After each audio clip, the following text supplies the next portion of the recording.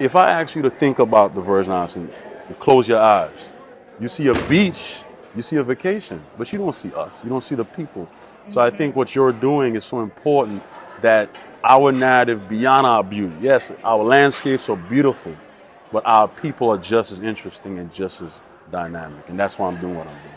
And so why do you feel the people get lost in the translation of what's so beautiful about the Virgin Islands? I think it's the narrative. Let's be honest. We're at the National Association of Black Journalists Convention, and that's important because our people think about the imagery of black people in media. In America, I gotta be a thug. I'm wearing a do-rag. I'm a ball player. So I just think the black narrative as a whole is never really told from a space of depth, only on the surface.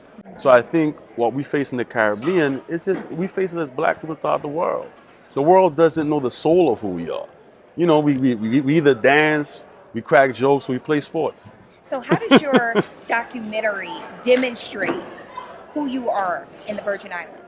My part of the film that's very touching to me is the film is dedicated to my father who died, and in the film, my mother literally tells the story of how they met. We have our former governor who's in the film. We have high schoolers. We have a high schooler who was talking about why she didn't leave because she wanted to stay to help other students with their homework.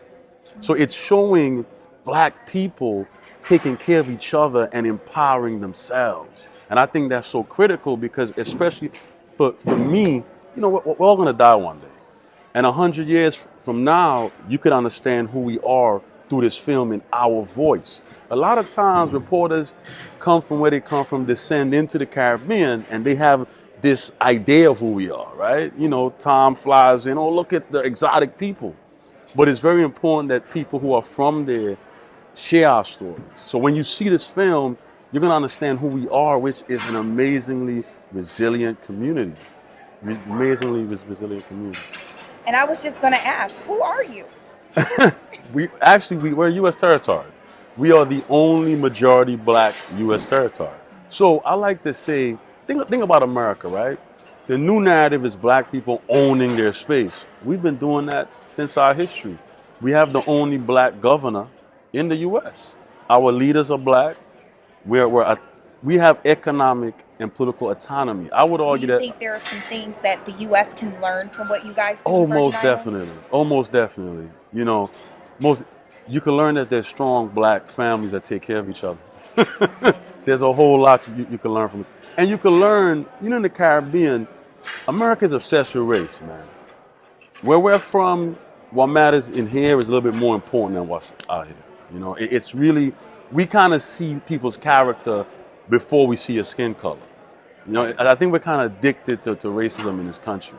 I think it's interesting. I like to say, being geographically isolated from our countrymen, it was a minus, but it was a plus too. It was a plus. Because we stayed away from all of the madness. Well, I am very excited Thank about you. this new film. Now, where can people find it? I've been on tour, so it's going to be released generally in the fall.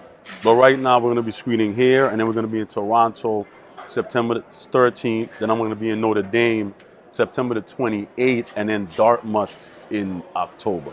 Okay, and so what's the name of it and the concept behind it? It's Paradise Discovered, the Unbreakable Virgin Islanders, and it captures the voices of those of us who survived the worst storms in history in the U.S. Virgin Islands. Hurricane Irma and Hurricane Maria, our community stood up to that, and we took care of each other, and I'm proud. I'm proud of my home. I'm proud of my people.